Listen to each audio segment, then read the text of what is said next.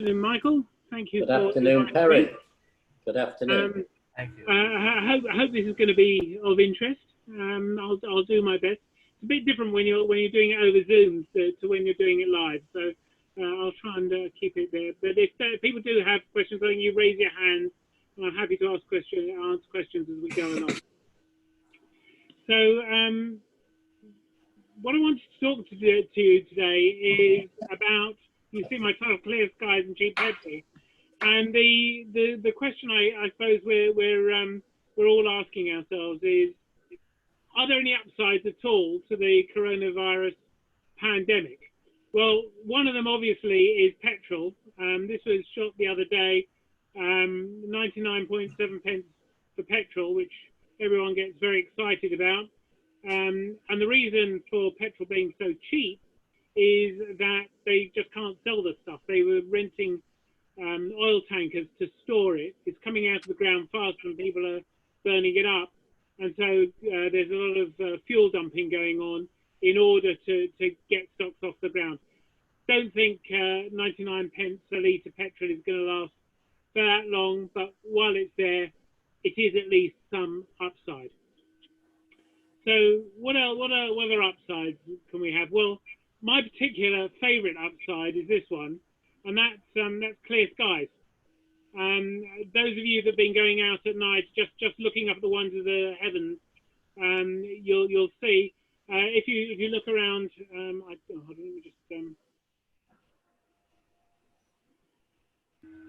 if you look immediately overhead, for some reason that's not allowing me to. If you look immediately overhead, you'll see this star here. It's not letting me draw on the presentation, so I apologise about that. But Vega is the bright star. If you go out about 10 o'clock, about 11 o'clock at night, Vega is immediately above you, and it forms what's called the summer triangle. It's very, very clear. You can't always see it, particularly Deneb, which is not such a bright star. The other star that you'll see, which you practically never see in London, is down to the south. If you go out about 11, 12 o'clock at night and you look to the south, you'll see a red star that twinkles. That's Antares. It's a dual star. Very unusual to see it in London, but it's been there for the last few weeks, and it's absolutely beautiful to look at, particularly if you have a telescope. So clear skies, one of the really big advantages of the lockdown. But the question is, why are we having cheap petrol and clear skies? What's actually causing it? Well, the main reason is this.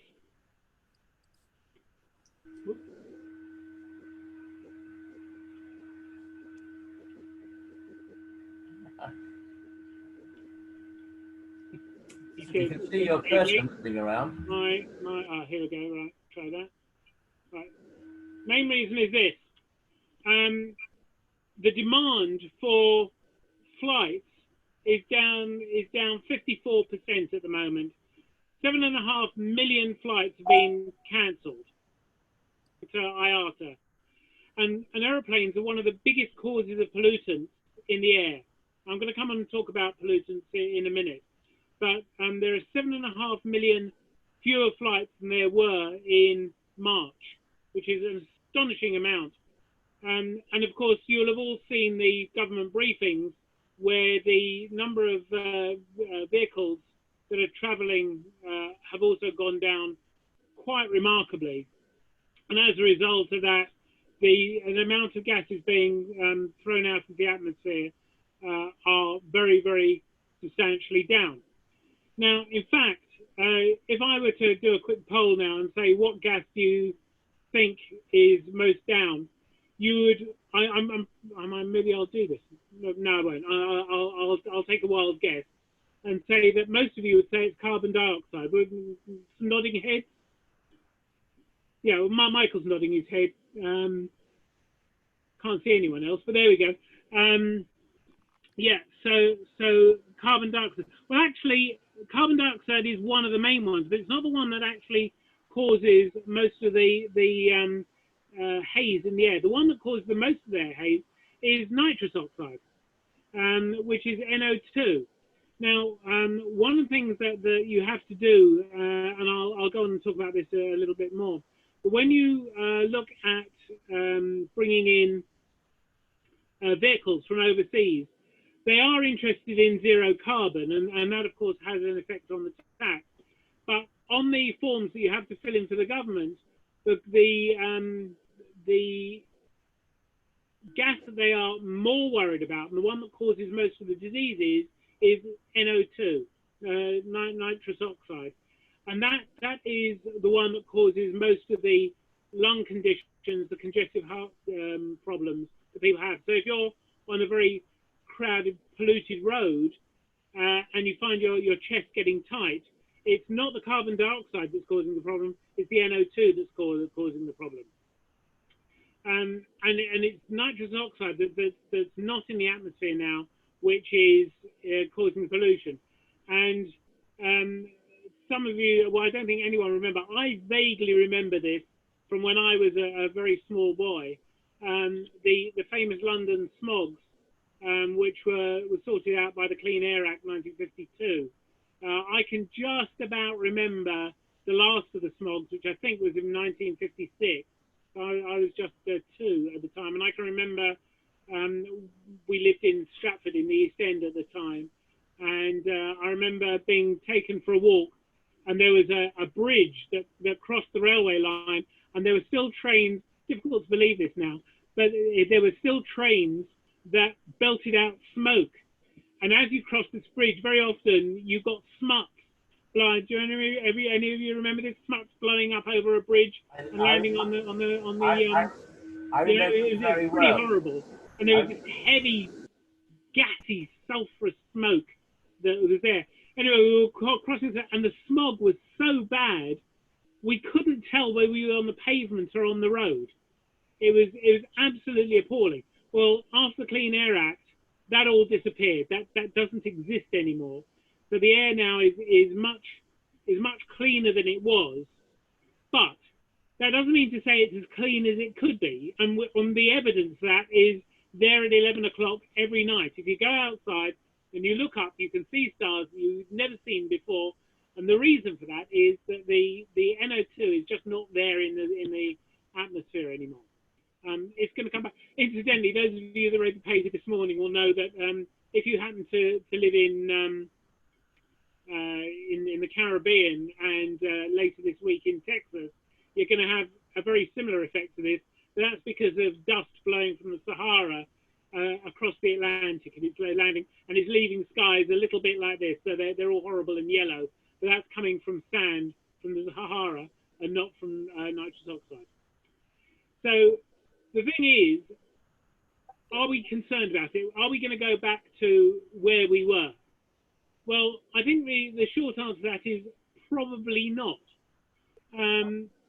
I don't know if any of you were listening just before to one of the Rethink messages with Michael Friedland at 1:45 this afternoon, and he was talking about they were talking about how people react from disasters like coronavirus, and the general view is, well, actually it all goes back to how it was before anyway.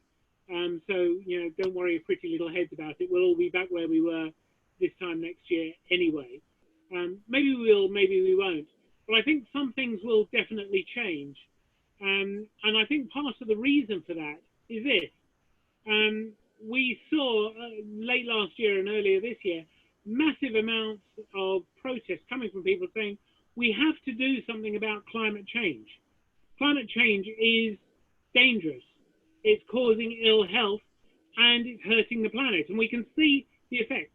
Had Extinction Rebellion had its way and Greta Thunberg had actually managed to get everything switched off, the thing that we would have all seen would have been clear skies and probably cheap petrol. So we've seen what they wanted to achieve, and it's actually happened. Don't think anyone expected it to happen as quickly or as soon as it has happened, but it has happened. So I think people are understanding that the protests that we saw are likely to bear fruit, just not in the way that they intended when they had the protests. So the question that everyone asks is, well, what are the options? If you're saying that you don't want to have loads of pollutants pouring into the atmosphere, what options do you have? Well, in fact, there are four that you can think of, and these are they. So up here on the top left-hand side, wind farms. Britain is particularly blessed with wind, particularly on the west coast of Scotland. The wind comes howling across the Atlantic, and as long as you've got enough wind farms on that west coast, then you can generate practically no-cost electricity other than the cost of erecting the turbines in the first place and then keeping them maintained. But the cost is fractional, very, very, very low. By the way, the only reason that we don't have forests of wind farms on the west of Scotland at the moment is that the main barrier to it is actually getting the cables laid from the turbines to meet up with the main power grid.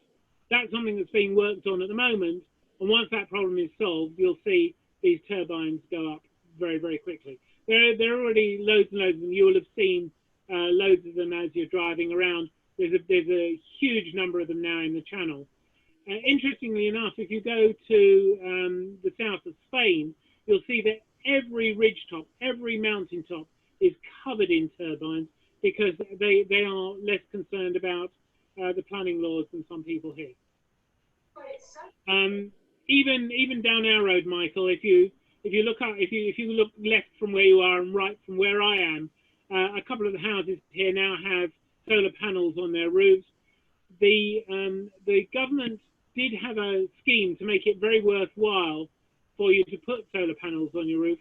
That came to an end, so now it's actually quite expensive to install them. But what a lot of farmers are doing now is they're turning over fields that used to be used for arable to solar panel farms, which you can see bottom left there. And for those of you that ever drive along, particularly the M4 and the M5, you'll see that there's swathes and swathes, miles and miles and miles of fields either side of the motorway that have been given over to solar power production. And you might say, well, what happened to all the arable that used to be in those places? And the answer to that is actually they've given it over to small animal grazing. So you get sheep and whatever running around underneath them and eating the grass and that kind of thing. On a completely side note, and just as a matter of interest, one of the big problems they have when they put these things in is that in order to put a big solar farm like that one in, you have to first of all lay copper, and the amount of electricity that goes through those is actually very, very large. So the copper cables are very big. They're the size of your fist. So what happens is they go and lay all the cables, and then the local louts come along with a tractor and drag them out again. So it's created a whole industry in securing solar sites before they put the solar panels in.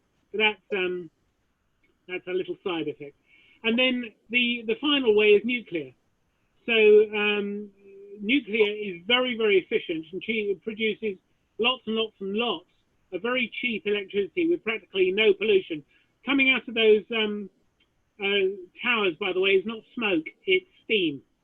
So it's not polluting, it's just steam that's coming out of those cooling towers. The problem is no one really wants a nuclear plant in their back garden. That is the real problem with nuclear.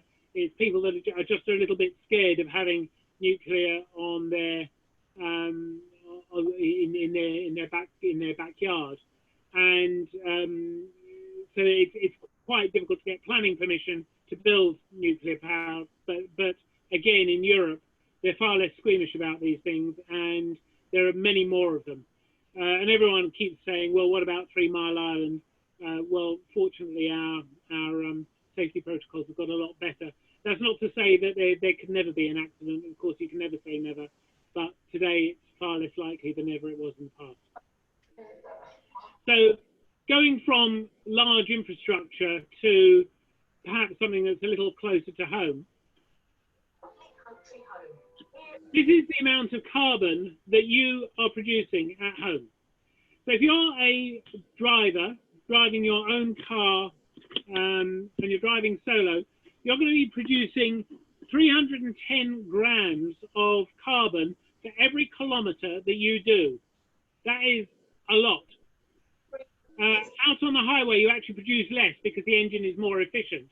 And rural is lower because you're going less fast. But driving a car produces a lot of carbon, as you can see. With one passenger, so this is grams per carbon per passenger mile. You can see it drops quite substantially if you've got one passenger, even more if you've got more if you've got three passengers. And the reason it's not exactly linear is because the weight has increased, so the engine is working harder. But you'll see that even motorcycles produce an astonishing amount of carbon.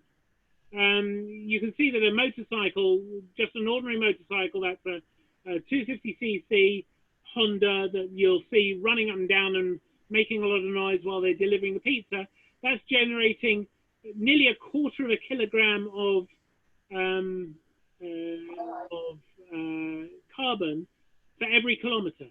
That is a lot. So, and you can see if you want to see it, you can see it. So here it is. It's pouring out the back of your exhaust pipe. So that is carbon dioxide and it's nitrous oxide, and that's it. And I don't know, Michael, I don't know if when you take your walk around the block, but I certainly take the dog out in the mornings, and there's an ambulance that parks in Graham Road there. I think they're just waiting. They use it as kind of a kind of car park while they're waiting for calls, and they leave their engine ticking over, and that is just pouring carbon and nitrous oxide into the atmosphere.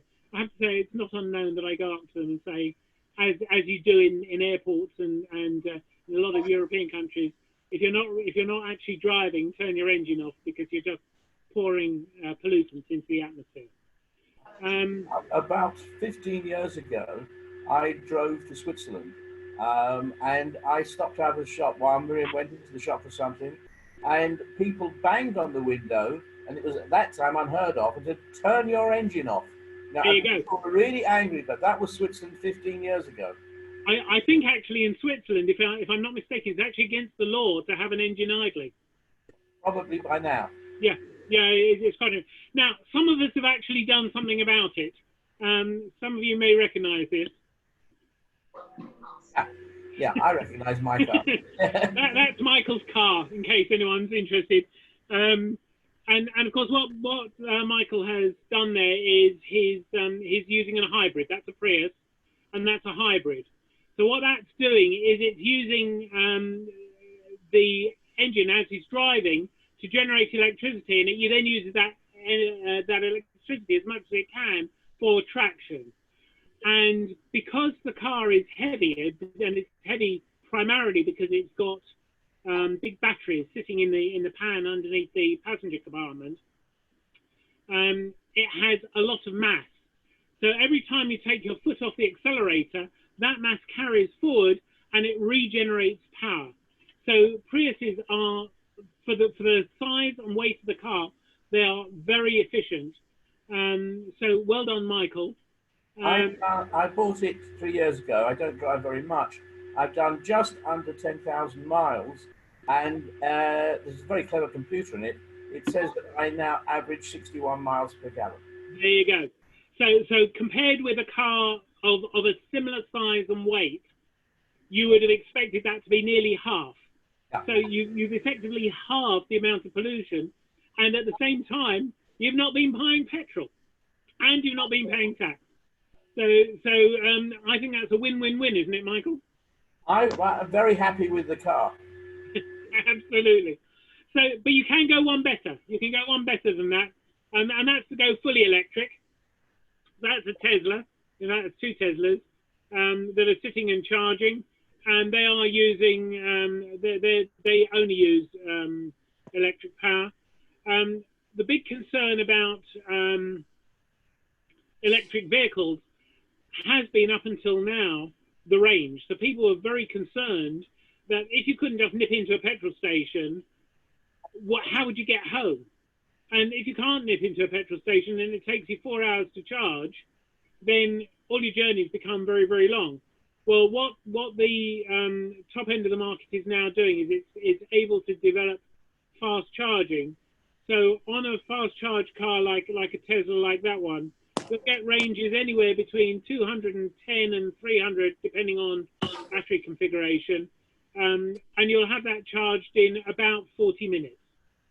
So the technology is now catching up, and that's using a technology which I'll show you in a moment. But there are new technologies. The graphite flake technology is coming along, and that's going to make charging very quickly.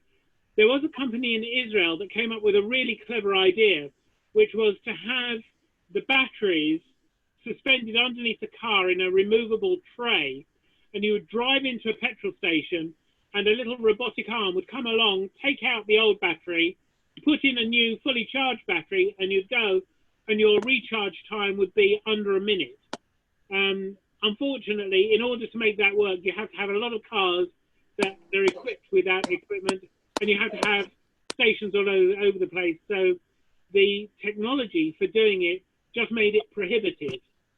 My guess is that within 50 years, we will all be there. But at the moment, that technology hasn't yet taken off, but it will. Excuse me a second. Somebody has not muted their microphone and is banging. That's the noise in the background.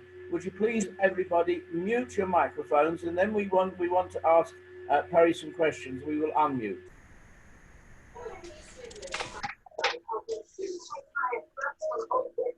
I think it's Grindel. We've already seen 2 houses Pat likes for her budget at £300,000. And can you please... I muted them, Michael. Okay. That's the privilege of you making me a host. Thank you. Okay, so we saw earlier on that pollution comes from cars. It also comes from motorcycles. So this is a range of electric motorcycles. All of these motorcycles are electric. They all have removable batteries. They will all do 50 to 60 miles quite happily at 50 miles an hour. So the technology now is moving down quite nicely, so that it's not only that it's cars that do it, but also motorcycles as well. So the question is, what are these batteries that are making all this difference? Well, the government is very keen that we should all use something called lithium-ion batteries. This is an exploded view of a lithium-ion battery. Shame I can't use I haven't worked out how to use the pointer, but if you look to those little green things are little cells, and those are almost identical in size to a AA battery that you've got. They're slightly bigger. They're called 18650 batteries. That's the height and the width of them in millimeters, and they're all welded together in series. And a battery like that will last anywhere between 800 and 1,000 charging cycles. Now, someone somewhere is going to say, oh, yes, so what you're going to do is you're going to have pollution-free use over those 800 to 1,000 cycles. Then you're going to throw it in landfill, and you're back to where you were, because you just created pollution, but in a different form. Not exactly. The whole point about these batteries is that they have a second life. So when they die, what you do is you take them out, and you then can put them into something called a power wall. And that will be something that will be hooked up to solar. Tesla are selling them at the moment, but you'll be seeing them more and more and more, so that you get a solar charger which will charge them, albeit quite slowly. So in their second life, they charge a lot slower than they did in their first life, but that's still enough to produce enough power for a whole household for at least a day and probably longer than that. And that will become the main power source for most of us by the time we reach the middle of this century. So it will be recycled lithium-ion batteries. And in case you're wondering what the big black box is over to the left-hand side, that's what's called the BMS, the battery management system. So on all these things, you have a little computer that sits on the top and just makes sure that each of the cells is charging at its optimal rate. And if it isn't, then it switches that cell off so it doesn't affect the efficiency of the battery. And it's only when 20% of them have been switched off that it's time to swap out the battery. Incidentally, lithium-ion batteries can't overcharge. So that's why you can leave your phone plugged into the power all night long, and in the morning it's fully charged, but you haven't really damaged the battery at all.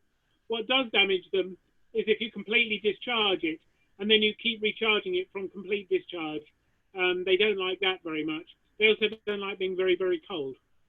So you shouldn't really leave it out overnight if you can possibly avoid it. I can't imagine that's going to be a big problem for most of us. So there we go. So you have that. Just to illustrate what a battery like that can then go on and do. This is looking down. If you remember those motorcycles I showed you, I can see there's a slight error on the slide. It's 800 to 1,000 cycles, not 800 to 300 cycles. Each of these batteries will produce, they're what's called 60 volt, 26 amp hour batteries, and they will produce enough power to send a motorcycle that weighs about 180, 200 kilos, plus the driver, and that will take them about 40 to 45 miles at speeds of up to 30 miles an hour. Each of those batteries will do that. So if you do the arithmetic, you'll see that those two batteries are powerful enough to take a motorcycle for 90 miles, which is about what a delivery driver does in a day, there or thereabouts. Let's bring ourselves right up to date. Earlier on today, the Committee for Climate Change published its annual report to Parliament. So this was released at 11 o'clock this morning. And they've made a number of recommendations in that report. Now, I haven't had a chance to read it in its entirety, and there's an awful lot of it, but it is available online, and if you want, Michael, I can send you the link to it, if anyone is interested in reading it. But you'll find it, if you just put the title into Google, you'll find it very easily. One of their main recommendations is that the target date for completely electronic vehicle sale is changed. So the government originally wanted electric vehicles to be sold in their entirety by 2040. So by the year 2040, no more new sales of anything other than an electric vehicle. They then changed that and said, well, actually, we would like that to be 2030. Although you would still be able to use older petrol vehicles after that time, you wouldn't be able to buy a new one. The difficulty, of course, is that as new vehicles come on the road and the fleet gets progressively older, petrol stations will just cease to exist. My guess is that when my grandchildren have got into their majority, they will not be able to buy petrol because there will be nowhere for them to buy petrol. They will just disappear. So all the petrol heads are saying, over my dead body, will I give up petrol? That may be true, but unless they're actually storing it at home, they won't be able to drive their petrol vehicles because the infrastructure just won't be there. What the report is saying today is that they think 2030 is a bit too ambitious, but they are saying, let's get it done by 2032. So I think we'll see that the government will change its target from 2030 to 2032. Changing targets doesn't seem to be too much of a problem for the government at the moment. But let's see if they actually follow through with what the committee is saying. And hopefully we will see a quite a rapid change. It sounds a long way away, 2032, but actually, in terms of the lifetime of vehicle, it's only 1 or 2 vehicle changes away. And I think you'll see that, particularly with people enjoying the clear skies, they'll be saying, you know what, it's time for us to make the move and follow Michael's excellent example, at least of going to a hybrid and possibly even going fully electric, even if that is on a motorcycle, which is a lot cheaper than buying a Tesla. So I'll just leave you. It's not just me. You've been quite quiet, but your car is a Tesla. My car is a Tesla, yeah, and I haven't bought petrol for well over 3 years now. Well, I haven't since February, but that's basically because we're in lockdown. Yeah. Now I have to put my hand up here and say that my other vehicle is a big white van because I deliver motorcycles in them. And on the side of the big white van, I've rather pinched the hashtag from Volvo. And I'd like to leave you with this, just one thought. Those of you that don't know what a hashtag is, it's what the kids say when they can't be bothered to type out a whole text. So this is a hashtag that Volvo are using, and it's the one that I have blazoned over the side of my van. And that is, you can't do everything, but you can do something. There you go. Thank you, Perry. Before we ask questions, I've got an anecdote, though, from my professional life about the fogs. You know, I, of course, am older than you, so I do remember the heavy fogs and things. And when the Clean Air Act came through, and when one did a conveyance of a property, you did a local search. And the local search said whether the property that you were buying was in a smokeless zone. And I used to say to my clients, are you a smoker? And most of those days would say yes. And I'd say, oh dear, we're in a smokeless zone. And their faces would drop, not realizing it, you know, till I'd afterwards told them that it was a joke. But on a more serious point, what is you're reading what is going to happen in the future. But one of the things that is obviously is going to happen is people buy less petrol, then the government has got to replace what happens to all the petrol tax. Where have you read anything about where the additional taxation is going to come when the petrol tax disappears? Yeah, it's a very good question, and there's a similar question that goes with the idea of robotic vehicles. So I'll come back and answer your question in just a moment. But one of the issues you've got is that as you get robotic vehicles, the most likely robotic vehicles, which are in other words vehicles that will drive themselves, are major heavy goods vehicles which can drive along a motorway. It means that a fleet owner can use its fleet for far more. Drivers aren't going to be falling asleep. You can deliver goods far more effectively. There's lots of reasons. But the problem is, by doing that, you throw 1 million lorry drivers out of work. What happens to all the PAYE that they used to pay? So it's the same question. So what happens to tax? Well, I think what you're going to see, particularly in the next 6, 9, 12 months, is that we're going to start thinking of new ways to raise the taxes. So I think at the moment, the government is making it very, very attractive to buy electric vehicles. So, for example, if you buy an electric vehicle today, the government will chip in 20% of the purchase price of that vehicle to encourage you onto an electric vehicle. So if you're buying a vehicle for, say, £15,000, the government is going to chip in 3,000 of that to make it interesting to do. So that's taxed out. But once you've got past a tipping point with the number of vehicles that are now electric, I think you'll see that the taxes will come back on the cars themselves as a sales tax. And I think you'll also see that public charging points will have an element of tax in them to replace the petrol duty that people were paying. Most of the price you pay for your litre of petrol is, I think, after that 99 pence. Someone's going to correct me, but I've got a feeling it's in the region of 50 to 60 pence of that goes in fuel duty. The actual cost of the liquid that goes in your tank is practically nothing. So I think you'll start seeing taxes going on the charging of the vehicles themselves. But, you know, I don't know and everyone's keeping fairly tight-lipped about that. But it's a good question. Okay, has anybody else got any questions? Perry, if you switch off the share screen, you will be able to see everybody. Ah, right. There we go. Oh, right, there we go. Yep. Okay, and there's everybody still is muted, but if you want to ask a question, simply unmute yourself. Oh yeah, Lorna's got a question on aeroplanes. There she is. Hi.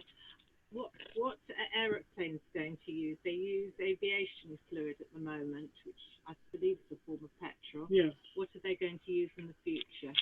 Yeah. Not only is it a form of petrol, it's actually a very pure form of petrol, so it burns an awful lot of, it creates a lot of carbon dioxide and a lot of NOx as well. There are experiments now going on with electric planes. In fact, the first one flew, I think, just at the beginning of the lockdown. It wasn't very widely publicised because we had other things on our minds at the time.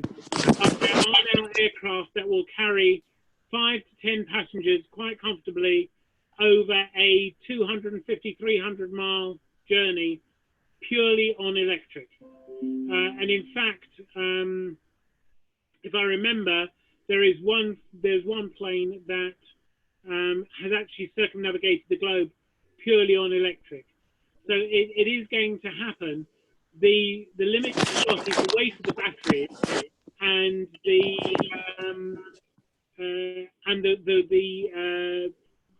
power that the batteries can produce. At the moment, lithium ion isn't really powerful enough, but it will do. And the second thing that will make a difference, particularly for heavy transport like planes, buses, trains, ships, things like that, is hydrogen. So I don't think anyone watching this is old enough to remember the Hindenburg, but the Hindenburg was effectively a big hydrogen balloon, and it fell out of favour when someone lit a match and blew the thing out of the sky. And so everyone said, well, we don't want anything to do with hydrogen anymore. But again, our technology has improved very substantially since 1910, so we don't have the same problems that we had then. And the great thing about hydrogen is it's here all around us. So there's some in the atmosphere now, but there's also some sitting in our glass of water. And all you have to do is you have to hydrolyze water, and you get oxygen, which is a good thing, and hydrogen, which you can capture and you can use to burn. And when you burn hydrogen, what does it produce? Water.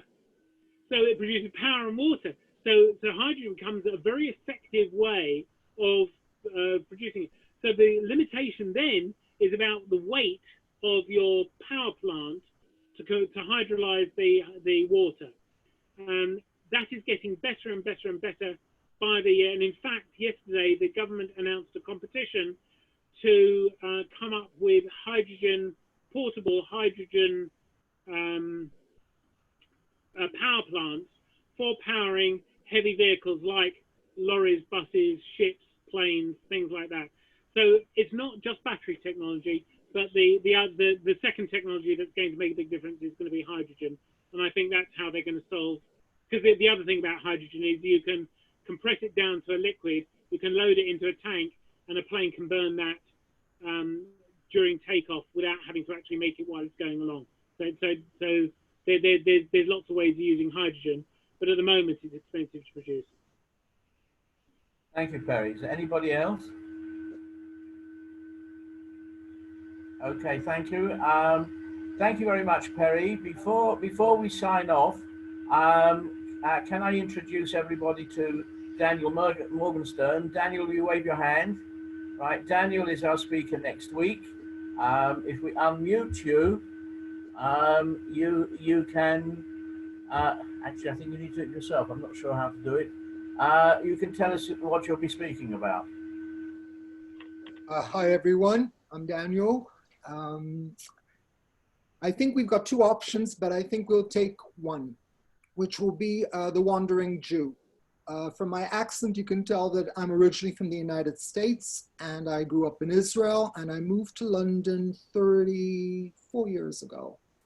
Okay, so, Daniel, let's not give everything away. I just wanted I will be discussing the route and the wandering on both fronts, the wandering and the wandering. Okay, thank you very much. Thank you, Perry. Thank you once again. Certainly, I've learned things that I didn't know about before. I knew how to drive my car, but that was about it.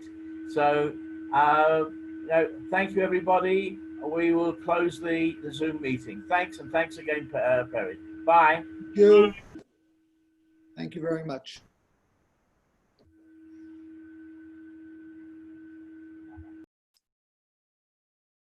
Thank you very much.